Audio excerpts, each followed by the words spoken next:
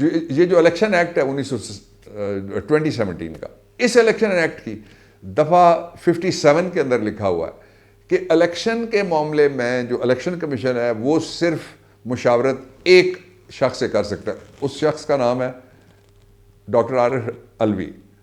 اور ڈاکٹر عارف علوی ذاتی حیثیت میں نہیں، وہ صدر پاکستان ہیں، سربراہ مملکت ہیں، سربراہ ریاست ہیں، فوج کے سربراہ، اس لیے ان سے مشاورت ہوگی. یہ جو 57 کا 1 ہے وہ یہ کہتا ہے.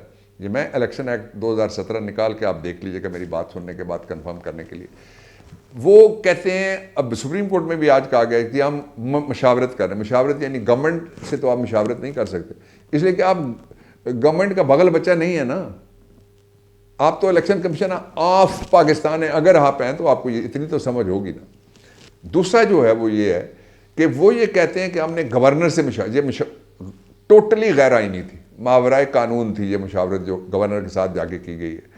وہ خبریں بنانے کے لیے کہ گورنر مشاورت پہ راضی ہو گئے. گورنر کے کوئی باپ دادا نے ملک اپنا چھوڑا ہوا جاگیر ہے جس کے سارے ہم غلام ہیں، اور جو وہ کرے گا وہ کریں گے. آئین کے اوپر پابندی ہے، وہ الیکشن کمیشن ہو، وہ میں ہوں، وہ سپریم کورٹ ہو، وہ فوج ہو، وہ بے شک عدالت ہو، وہ سارے کے سارے آئین اور قانون کے پابند ہیں. لیکن اس کا مذاق بنایا جا رہا ہے، سرزمینیں بے آئین بنائی جا رہی ہے.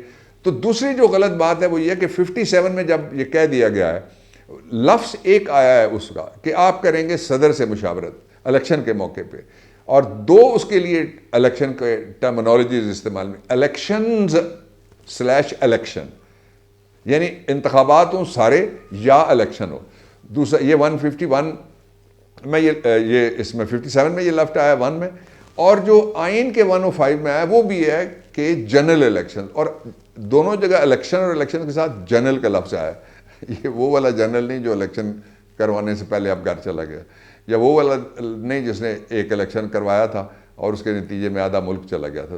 یہ جنرل الیکشنز کا مطلب یہ ہے کہ وہ الیکشن جو عام انتخابات جس کے لیے آپ کہتے ہیں.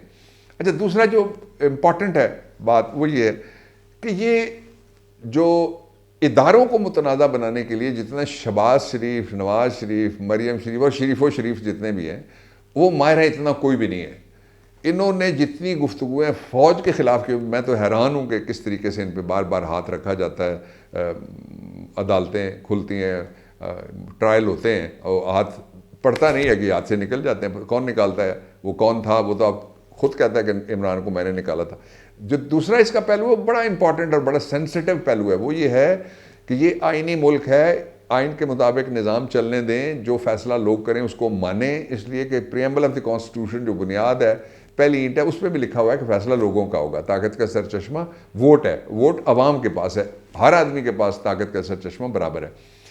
اگلی بات جو میں آپ سے کہنا چاہتا ہوں وہ یہ ہے کہ عمران نے ان کو رلانے کا ایک اور فیصلہ کیا ہے. ایک بہت بڑا پتہ عمران کا، میں نے کہا تھا کہ اس کے 4 پتے ابھی باقی ہیں، پہلے 5 بتائے، پھر میں نے 4تھا بتایا، آج تیسرا میں آپ کو بتانے لگا ہوں. تیسرا جو پتہ ہے عمران کا وہ اور ان کو رلائے گا، اور اس دفعہ آنسو، جس طرح کہتے ہیں نا گرم آنسو، جس طرح کہتے ہیں مایوسی کے آنسو، جس طرح کہتے ہیں ناکامی کے، جس طرح کہتے ہیں پچھتاوے کے آنسو، مگرمچھ کے آنسو اور خون کے آنسو، یہ کچھ ملا جلا ہوگا. فیصلہ ہو گیا، آپ کے سامنے آ جائے گا.